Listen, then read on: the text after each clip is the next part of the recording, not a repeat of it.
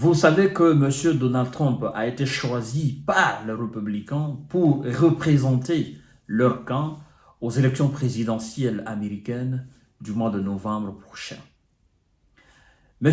Donald Trump a vivement critiqué la situation russo-occidentale en Ukraine et les sommes colossales que les visas sortent de leur caisse pour l'achat des armes afin d'aller les détruire en Ukraine. Et M. Donald Trump, après avoir été choisi par le camp des républicains, donc de son parti, lui-même a choisi un vice-président en cas de victoire aux élections présidentielles. Et il s'agit du sénateur de l'Ohio, M. J.D. Vance.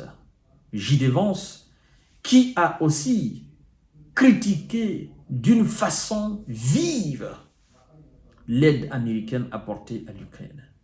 Et aujourd'hui, on est en mesure de se poser la question, est-ce que c'est pas à cause de tout ça, on tente de se débarrasser de ce monsieur qui, selon eux, constitue un danger pour, selon eux, leur démocratie. Alors, M. Donald Trump est aujourd'hui le candidat favori de ces élections présidentielles. Après tout ce qui vient de se passer, et sa position par rapport aux grandes questions américaines. D'ailleurs, il faut aussi dire que M. Joe Biden n'est pas maintenant à la hauteur de cette très grande responsabilité qui est la présidence américaine. Chères dames, chers messieurs, chères demoiselles, si ce n'est pas encore fait, laissez-moi vous dire, abonnez-vous sur ma chaîne YouTube Kanté-J Visionnaire le vrai. Activez la cloche de notification pour ne plus rater mes vidéos. Mais aussi, je vous invite à vous abonner sur ma chaîne Facebook qui est Infobond afin d'avoir les informations et les décorticages à temps réel. C'est-à-dire, le fait d'activer la cloche de notification vous permet instantanément d'avoir mes vidéos une fois que je les poste sur mes différentes plaques d'information et de décortiquage. Nous allons voir mot pour mot ce que le sénateur nous dit, et donc l'éventuel vice-président de M. Donald Trump, pour ne pas raconter des bêtises. Mesdames et messieurs, c'est très important de le dire. Le sénateur dit ceci, donc éventuel vice-président de M. Donald Trump, il a vivement critiqué la poursuite de l'aide militaire au régime de Kiev, écrivant d'ailleurs dans un éditorial du New York Times, vous comprenez que les calculs sur l'Ukraine ne tiennent pas debout. Monsieur Vance, J.D. Vance, il s'appelle comme ça, le sénateur de l'Ohio s'appelle comme ça. Monsieur J.D. Vance, n'est-ce pas, affirme que les États-Unis n'ont pas la capacité de fabriquer la quantité d'armes dont l'Ukraine a besoin pour gagner la guerre. Vous voyez, ce sont des déclarations très fortes, très importantes. Des déclarations réalistes. M. Vance dit que tous les calculs sur l'Ukraine sont faux de la part de l'administration Biden. Tous les calculs, sans exception, tout est faux.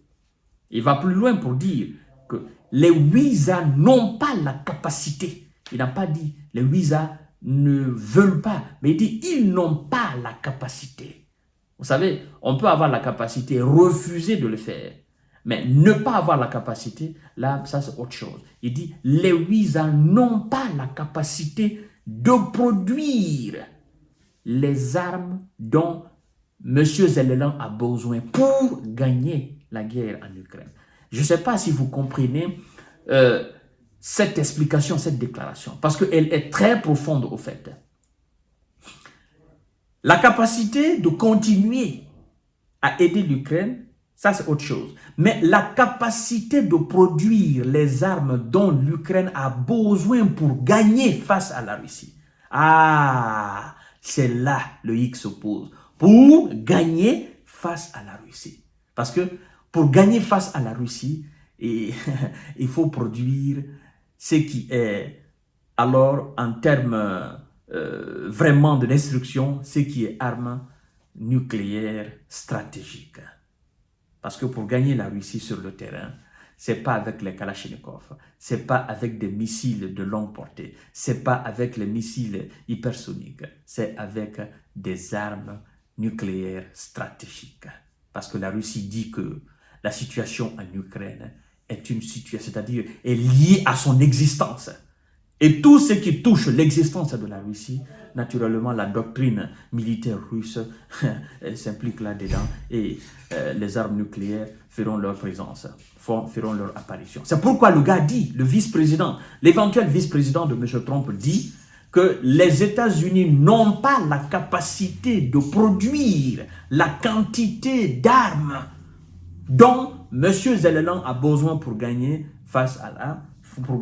la bataille, la guerre contre la Russie. Alors, M. Vance va plus loin pour dire ceci, mesdames et messieurs.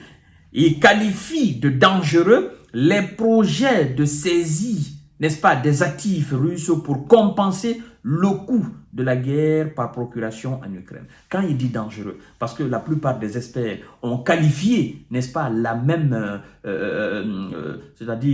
la même chose au fait, le fait que les États-Unis et les Européens sont en train de saisir, n'est-ce pas, les actifs russes afin de continuer à compenser le coût, n'est-ce pas, de l'aide militaire apportée à l'Ukraine. Parce qu'en faisant cela, au fait, ils violent même une convention internationale. En faisant cela, ils font peur à la Chine. Ils font peur aussi à l'Indonésie. Ils font peur même à l'Afrique. Ils font peur à l'Inde même. Ils font peur à tous les pays qui ont des actifs dans leur pays.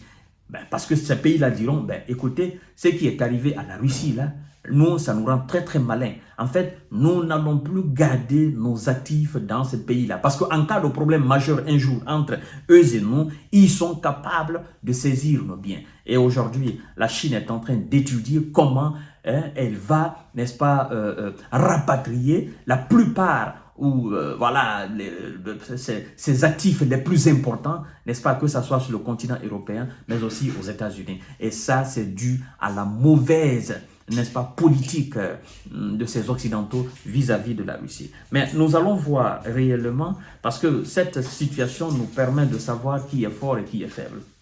Alors, mesdames et messieurs, vous savez d'ailleurs en 2023, Monsieur Vance a affirmé que M. Zelensky devait renoncer à ses revendications sur les nouveaux territoires russes à l'est de l'Ukraine et négocier un accord pour mettre fin au conflit avec le pays.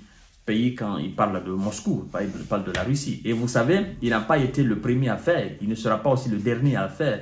Le secrétaire général même, le patron de la diplomatie américaine qu'on appelle Anthony Blinken, lui-même il avait fait cette déclaration entre 2022 et 2023 où il a dit clairement qu'il arrivera un moment où l'Ukraine sera forcée, n'est-ce pas, l'Ukraine sera appelée à négocier les frontières, n'est-ce pas, du pays. Zelensky l'a appelé à négocier, à renégocier ses frontières.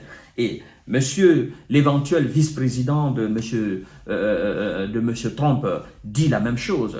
Et donc, si Zelensky n'écoute pas la voix des armes, forcément, ceux qui le soutiennent n'auront pas les moyens pour le soutenir continuellement. Ils seront forcés d'accepter les négociations. Et qui dit accepter les négociations se feront naturellement sur les réalités du terrain, parce que Vladimir Poutine a posé ces deux conditions. Mais puisqu'il se croit encore très fort, ils croient encore qu'ils ont des ressources, ils ont de l'énergie, qu'ils veulent continuer. Alors eux, peut-être, ils vont continuer. Mais si M. Donald Trump venait à remporter les élections, c'est la fin tout simplement de l'aide militaire apportée à l'Ukraine. Parce que M. Trump, lui, comme je n'ai pas cessé de vous rappeler, en fait, le gars, c'est un businessman. Vous savez ce que ça veut dire un businessman? Quelqu'un qui a fait de la fortune et qui n'a absolument rien à voir avec la gestion administrative. M. Biden est déjà milliardaire avant même qu'il ne soit président des États-Unis. Donc, c'est un gars qui n'a pas froid aux yeux. Et lui, s'il y a quelque chose sur cette planète Terre qui le fait mal, c'est le gaspillage d'argent. Biden, c'est un chercheur d'argent. Ce n'est pas quelqu'un qui va gaspiller de l'argent. Chaque centime de dollar est très important aux yeux de M. Donald Trump. Vous comprenez? Je fais un lapsus. Je parle de Trump. Chaque centime, n'est-ce pas, de dollar a une importance capitale aux yeux de M. Trump. Et donc, Trump, c'est un homme d'affaires. Il ne va pas accepter de bousiller comme ça des milliards de dollars américains sur un terrain qui ne gagne pas presque grand chose. Voilà, mesdames et messieurs, je crois d'ailleurs que c'est à cause de toutes ces raisons qu'on tente naturellement de le mettre KO. Mais je crois qu'ils auront du mal à faire. Donc, monsieur Zelensky, vous êtes averti. Et les Européens sont aujourd'hui inquiets parce qu'ils se disent quand même que monsieur Biden n'est pas vraiment en bonne santé. Il n'a pas toutes ses capacités pour que les Américains arrivent encore à lui accorder 4 ans d'avantage. Ça sera quand même une humiliation totale pour les États-Unis, pour quelqu'un qui se perd dans ses discours et qui ne cesse de confondre les chefs d'État à travers le monde entier. Donc voilà, mesdames et messieurs, c'est que le vice-président de M. Trump a déclaré, et il croit dur comme fer à cela. C'est pourquoi M. Zelensky est en danger avec ses amis. Si M. Trump remporte les élections, c'est terminé. La situation en Ukraine, ils vont régler ça rapidement, parce qu'ils ne peuvent pas continuer à financer quand même. On ne ramasse pas l'argent par terre. À tout à l'heure pour notre série d'informations de décortiquage. Partagez la vidéo dans tous les groupes possibles et continuez à vous abonner sur ma chaîne YouTube, mais aussi activer la cloche de notification pour ne plus rater mes vidéos. Merci beaucoup et très belle journée.